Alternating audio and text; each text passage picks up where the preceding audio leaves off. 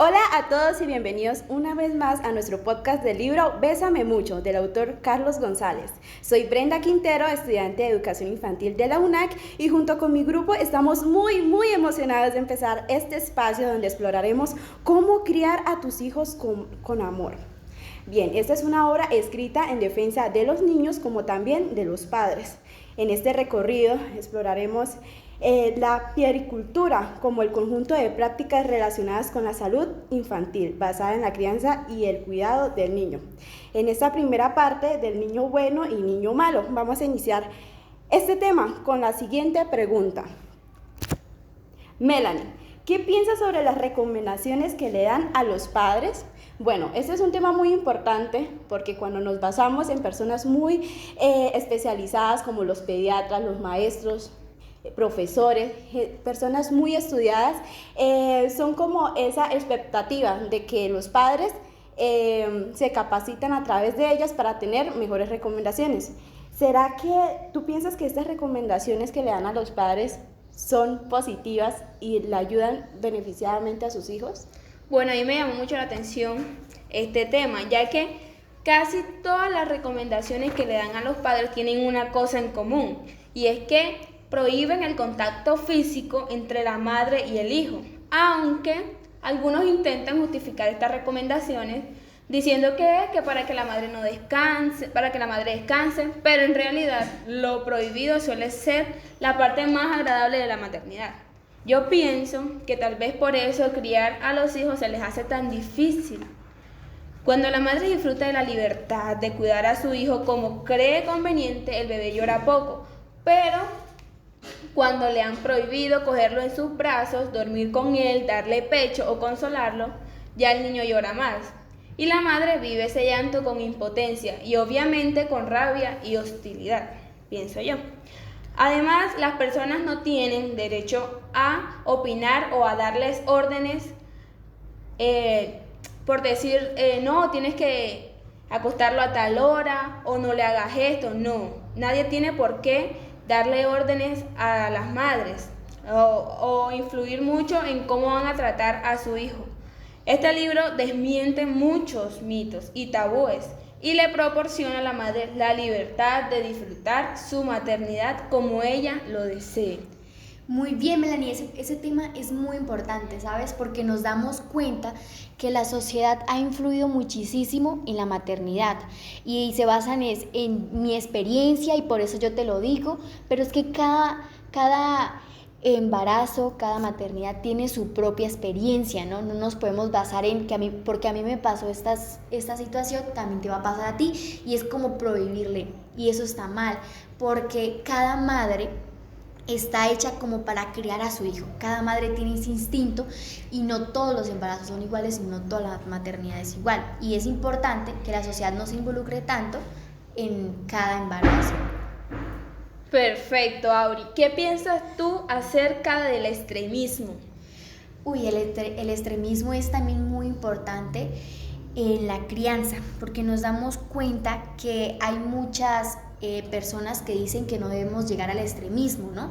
Sino que nos debemos quedar como en la mitad, como en el intermedio, ¿no? Pero sabemos que hay situaciones importantes en la crianza que debemos ser extremistas. ¿Por qué? Pongamos un ejemplo muy claro así en la vida adulta. Digamos que cuando un policía está arrestando a un traficante, a un violador o cualquier persona que haya incumplido la ley, él nunca puede pegarle a esas personas. Esa es la ley. Los policías no deben pegarle a alguien que haya hecho mal y que ellos hayan arrestado. O también, digamos, un esposo nunca debe pegarle a la esposa. Entonces, ¿consideramos que en esa parte no debemos ser extremistas? No. En esos puntos, en diferentes circunstancias, es que debemos llegar a esa parte extremista porque nunca lo debemos hacer. Y en eso basa en los niños, ¿no? Que tampoco hay situaciones en las cuales debemos decir a los niños no, y así debemos cumplir. Así es. Bueno, por otra parte, cuando nos centramos en el vínculo afectivo, yo creo que esta es una de las frases más importantes acerca de la temática de este libro. El vínculo afectivo, cómo el vínculo afectivo entre la madre y el hijo debe ser lo suficientemente sólido para dar seguridad al niño, pero sin caer de la sobreprotección y de no ahogar el desarrollo de su personalidad. ¿Qué les parece este tema? Me llama mucho la atención que el autor critica las prácticas de distancia de la relación entre los padres y el bebé, como el abandono al dejarlo llorar en cualquier situación. Esto ya es una tradición entre las familias, claro, ¿cierto? sí. Y la importancia con el bebé que debe ser desde el momento del nacimiento. Desde el momento del nacimiento se debe dar ese vínculo afectivo y no importa la edad. Por otro lado, muchos padres hacen lo posible por encauzar las potencialidades de sus hijos, la creatividad que les debe dar a sus hijos, por ejemplo, estudiar inglés, estudiar informática, tocar instrumentos, entre muchas otras actividades. No solamente les preocupa limitar la creatividad, ¿o será que la estarán limitando sin darse cuenta? Bueno, este autor, González, critica la tendencia sobre sobrecargar y el exceso de actividades con horarios, como lo decía Melanie, horarios programados de una hora u otra, pero debe existir ese equilibrio, ese balance importante para un buen manejo con sus padres, con la relación que ellos tienen. Y así, él sugiere que los niños pasen tiempo creando, explorando, experimentando sin la presión de las demás sociedades de poder cumplir con sus actividades. Bien, bueno, en la siguiente parte queremos entrar sobre esta frase que me llamó la atención y es que tradicionalmente un pediatra le recomienda a una madre primeriza alimentación exclusiva con leche materna hasta los 6 meses. Entonces la pregunta es, ¿cómo influye este tabú tan tradicional en la sociedad cuando los pediatras le comentan a sus madres en los niños, en el comportamiento y el carácter de ellos? Claro que sí, imagínense que es un mito completamente, porque no debemos criar, como madres, no se debe criar a los niños siguiendo los consejos de un experto, porque debemos seguir nuestros instintos. Así como ustedes lo estaban diciendo, es muy importante para los seres humanos seguir y tener esa continuidad en nuestros instintos.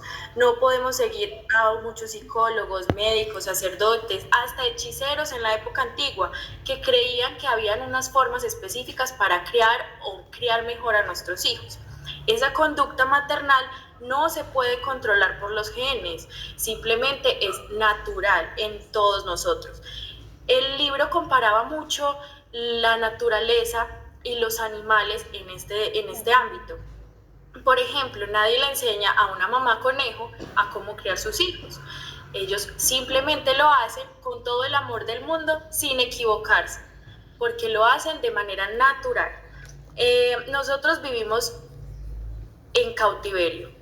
Somos parte de un ambiente artificial y tenemos que vivir y pues estar en el día a día bajo unas normas culturales específicas. Estas normas y estos ambientes artificiales que son creados o fueron creados por nosotros, para nosotros, lo que hacen es que nosotros no podamos guiarnos por esos instintos biológicos que tenemos, hacer las cosas de manera natural.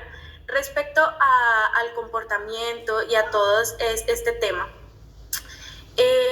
un hallazgo muy importante que hicieron en una base de datos de más de 60 culturas humanas denota que por instinto muchas tienen semejanzas.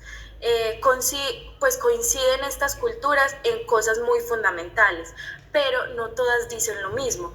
Es decir, lo más importante para cualquier cultura, independientemente de la conexión que tenga con el mundo, es criar a sus hijos desde el corazón, mirarlos y pensar la manera de hacerlos más felices. Eso también influye en la selección natural, o sea, en todos los seres humanos o los entes vivientes, realmente esto es lo que pasa. Aparece también la mutación, o sea, nosotros nos adaptamos y vamos eliminando ciertas cosas que nos han perjudicado. para tener como un éxito reproductivo en las distintas razas o distintas como grupos animales. Por ejemplo, el pavo real, el macho, tiene unas plumas más coloridas para llamar la atención de las hembras, pero nosotros como seres humanos también las mujeres nos ponemos bonitas, nos planchamos el pelo, nos echamos labial para tratar de conquistar, pero esto no siempre va a decir que es una buena forma, una conducta correcta para atraer al otro género, o sea, eficaz. Pero aún así, las conductas no vienen y no dependen de los genes, sino del aprendizaje. Por eso muchas veces y muchos parecidos que tienen padres y madres, algunos son hereditarios y otros son simplemente que ellos aprendieron por el ejemplo y la educación que se les fue dada a los niños. Esto pasa también con otros miembros de las diferentes especies y hoy en día está pasando algo muy particular, que aquí pasamos a la siguiente sección, donde hablaríamos sobre cuál es la respuesta de los niños frente a la separación de sus padres y cómo ocurren estas emociones en ellos. Ahora, para saber cuál es esa reacción de los niños, imaginémonos que un niño muy pequeño tiene su juguete favorito, es un osito. Ese osito es como su mejor amigo, lo abraza cuando tiene miedo, lo acompaña a dormir. Ahora imaginemos que alguien le quita ese osito y se va. ¿Ustedes cómo creen que se sentiría ese niño? Eso pasa cuando los niños pequeños se separan de sus padres o las personas que quieren, pueden sentirse pues muy tristes y muy confundidos. Esas emociones pueden hacer que actúen de manera diferente a lo normal. Las reacciones de los niños son que se enojan, son reacción de protesta. Ellos tienden a enojarse con su papá o su mamá porque se fueron, pueden incluso negarse a hablarles o hasta empujarlos. También de desesperanza. Al estar mucho tiempo sin su papá, el niño se siente muy triste y muy solo. Deja de jugar, de comer bien y hasta en algunos casos hacerse daño a sí mismo sin querer. Ahora, ¿por qué ocurren estas emociones? Los niños tienen falta de noción y de tiempo. Para un niño, un minuto puede sentirse como horas. Una habitación al ladito puede parecer un mundo lejano y hasta unos metros para ellos son kilómetros. Ellos también tienen inseguridad ante lo desconocido. Los niños necesitan sentirse seguros y protegidos por sus padres. La ausencia de esta figura de apego genera una incertidumbre y un miedo a lo desconocido en los niños. Los niños cuando se hacen daño o empujan o evitan a sus padres es la manera como expresan su dolor y confusión ante esa separación de sus figuras de apego. También es muy importante pues comprender que esos comportamientos no son de manipulación, sino que ellos es una forma de pedir ayuda y seguridad. Bueno, ahora yo quisiera saber también ¿cómo se les enseña a dormir a los niños? Bueno, en este libro se aborda la creencia de que es necesario enseñar a los niños a dormir. Dice que dormir es un comportamiento innato, al igual que comer, respirar o caminar. Todos los seres humanos nacen sabiendo dormir. No es una habilidad que se necesite enseñar, aunque se puede aprender la forma de hacerlo, como usar pijama o dormir en una cama. Bueno, el mal aprendizaje no es real. La teoría de que los niños aprenden malos hábitos, como por ejemplo llamar a sus padres despertándose a medianoche o con lloriqueos, estos comportamientos no son aprendidos, sino que son innatos, ya que los niños necesitan la presencia de sus padres. Es necesario los métodos para enseñar a dormir. Son necesarios. Se recalca que esto no es una necesidad del niño, sino es un deseo de los padres. Por lo tanto, si un niño aprende a dormir solo, es un favor que le hace a sus padres, no una obligación. Ahora, ¿cuál es la dificultad de enseñar a los niños a dormir solos?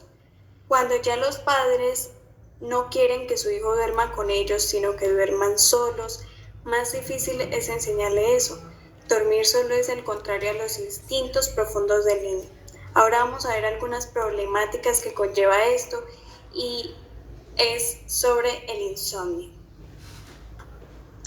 Ayer me preguntaron sobre qué era el insomnio infantil. Yo con gran entusiasmo dije que es cuando un niño tarda en dormirse o se despierta varias veces por la noche.